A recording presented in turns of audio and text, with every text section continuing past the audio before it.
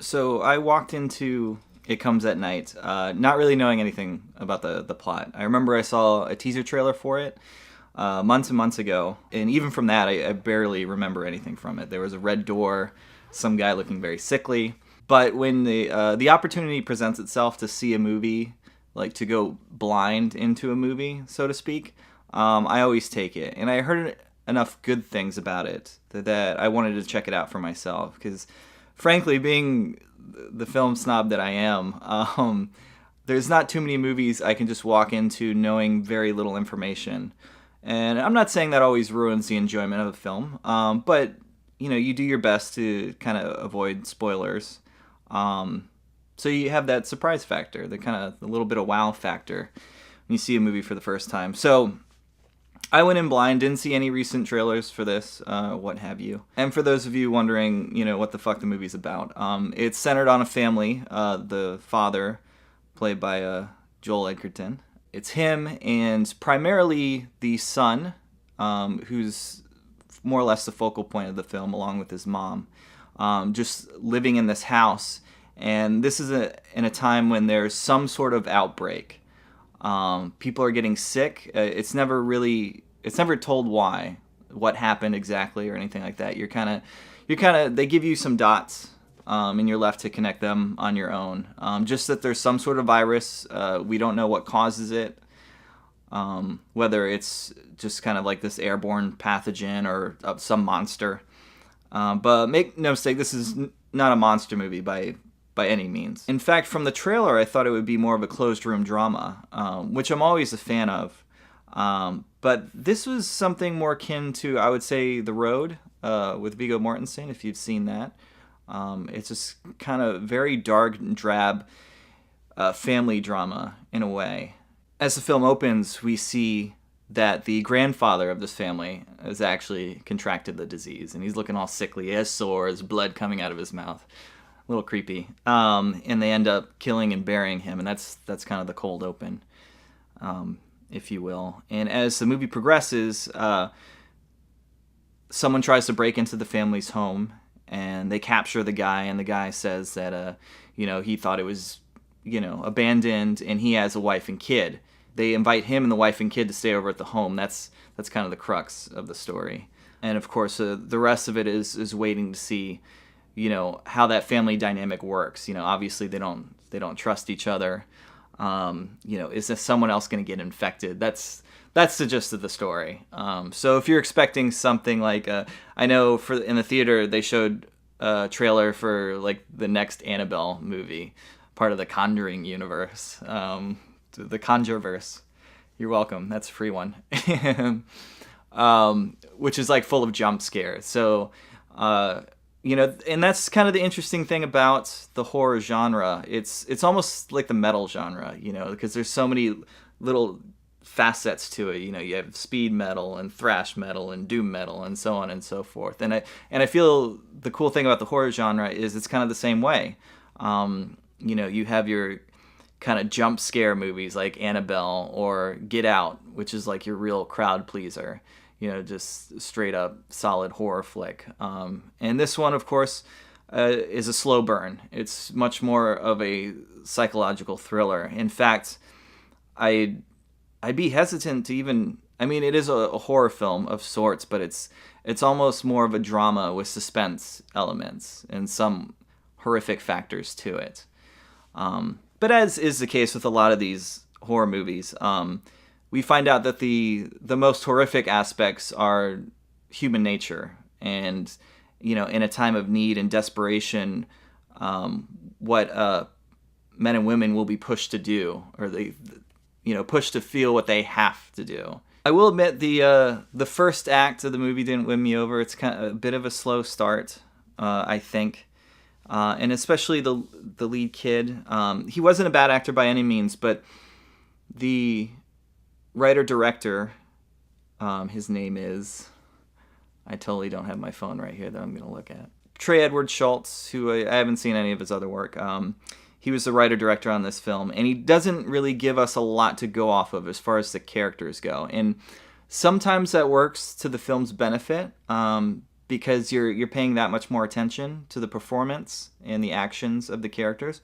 But sometimes I think it detracts a little bit. The lead character, well, it kind of bounces back and forth between the son and father, but for all intents and purposes, the lead character is the son, who's a 17-year-old boy, and there was a moment about halfway through the film. He doesn't sleep very well, so he kind of wakes up and goes to the kitchen, and the wife of the family they invited over to the house is in the kitchen, and they kind of share a moment and they talk a little bit. And to be honest, it's one of the only moments in the film that we actually see the boy as kind of a real character. Like, we get to know anything about him. And, you know, I'm sure it was definitely deliberate, but I also think it would have helped to sell him as the lead a little bit earlier in the film. He tends to have a lot of dreams as the film goes on. He keeps having nightmares of the virus and seeing people infected with the virus and himself infected with the virus. And purposefully so. It's kind of hard to tell at first when a dream starts or maybe when it ends. That comes into play later in the movie, which we'll bring up in a minute. I do wish they would have sold the family dynamic a little bit more. Like the mother, for instance, we don't really know anything about her, or to be honest, care, come the film's climax. Joel Edgerton is a phenomenal actor, and we get a lot of the meat of the story with him. A really standout performance as far as that goes. Even the people who like fucking hated the movie, they're like, I didn't care for this movie, but Joel Edgerton, thumbs up. The cinematography, a lot of there's some really striking imagery in the film. To be honest, probably most of it does take place at night. And our characters carry around battery-operated lanterns, which just shoot off this really bright, intense kind of white light. And at times it almost feels like you're watching some sort of found footage, because it doesn't feel very cinematic at all. It's just kind of in your face, this bright light. But that works in the film's favor. And part of the fun is watching the way the light plays with the shadows as, they're walking around the house, maybe up some stairs, and the way the shadows move, or through the forest at times as well. Another thing that really stood out in this film was the score, which was really phenomenal, by Brian McCumber. It was kind of reminiscent of what Trent Reznor and Atticus Ross of Nine Inch Nails have done for David Fincher's movies, like A Social Network or Girl with the Dragon Tattoo, except it doesn't really take place in the electronic spectrum. It's all real instruments and gives it kind of an earthy feel. But it's like, it is a little creepy, but it also, in the same time, like soothing. It was really good. Like, in fact, as soon as I got home from seeing the movie, I just fired up Spotify and I listened to the score straight through. It was a really great listen. So with all that said, I'm going to get into some spoiler territory now. So if you don't want to know anything, you really want to see this movie, just skip ahead to the end. I'll put a little annotation where to jump ahead. So as you could probably guess, what happens towards the end is there's a rift between the two families, and they think someone might be infected, whether it's like the little boy or the son of the main family, and one of the families is trying to escape, and the main family wants to keep them there. Of course, guns come out, people get shot, and our main family takes out the secondary family. And of course, we never really find out if anyone was infected in that family. It's all up in the air. And it was done pretty well. It was definitely some tense moments in that. I don't think the overall, tragedy was sold as well as it could have been. And to be honest, that's kind of how I felt about a bulk of the film. I really loved all the elements at play here. And just to go a step further, as far as the ending goes, we find out that the son is infected. And there's this really big confusion with everyone as far as how he got infected. The big moment being that the front door was unlocked. There's two doors required to go outside, and the inner door was open. Presumably the outer door open at some point, and the family's dog, was there and all bloodied, so I guess sick. Or maybe something happened to it. It was hurt. Who knows? Again, we don't know how this virus is spread. And we see through the son's dreams or visions or what have you that he was probably sleepwalking, found the dog, got infected, something like that. It's kind of left up in the imagination. They make it a point in the movie to show us that the father is the only one with the keys to go outside. And I'm not 100% sure why that was put in, except maybe to confuse audiences a little bit more, because then we're wondering, wait, if the son got infected by going outside, how did he steal the key? Why is that a thing? Why? I don't know why they made such a big mention of that. Like, I'm fine with a filmmaker leaving things up to the audience to figure out. Again, it's, putting all those dots out there and letting them connect them. But I'm not sure he confused us in the right way. Well, it shouldn't be confusing at all. It should just be open to interpretation. But that was like a plot point where people were like, what? It didn't make a lot of sense. And come the end of the film, there's a great final shot of the movie. We see that the son is infected, and the final shot is the dining table, and the mother and father are just sitting there, and they look just totally spent. And then it closes out. It's doom like that, and it's a great final shot. The theater I was in, granted, the movie's been out for a couple weeks, so it wasn't a packed theater. But like, I went like the opening night of like fucking the latest Transformers movie, so I wasn't expecting anyone to be in my theater. And there was a family that came in, not like young people, but like a group of people.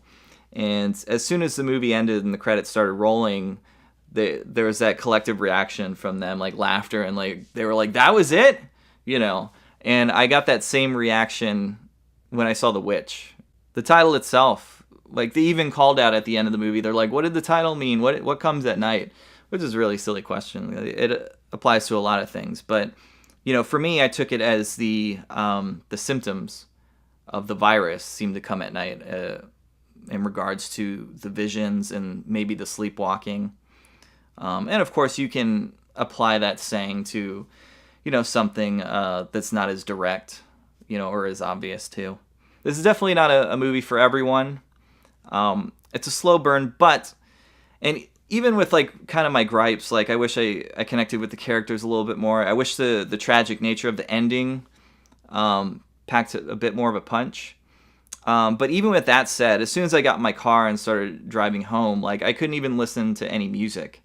I just turned the radio off and I kind of just drove home 20 minutes in silence. And the movie gave me some things to think about. And even if it's to a degree where you're wondering what you liked or didn't like about the movie, or if you even liked it at all, I think that's a good thing. There's nothing wrong with popcorn cinema that's you enjoy for a couple hours and it's done. You don't give it another thought after that. But there's also something to be said for those films that do keep you wondering after.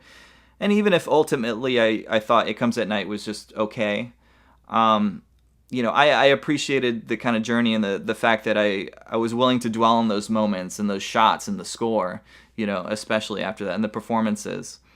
And I definitely think, again, for the audience who kind of digs your like slow burn, very drama heavy, horror films, and I use the term horror loosely, this movie is definitely worth checking out, at some point, depending on how much you love the genre, if you like this kind of movie. It's definitely not a monster movie, and don't expect a lot of action or a lot of blood and guts. It's not that kind of movie. It's just a very character-driven drama with those like little horrific elements kind of, seeded throughout. But it was an interesting film, and I'm glad I saw it. And, well, it's probably a lot better than Transformers. I mean, I know the title wasn't referring to me, because, night, morning, afternoon, just depends. Depends when I'm free.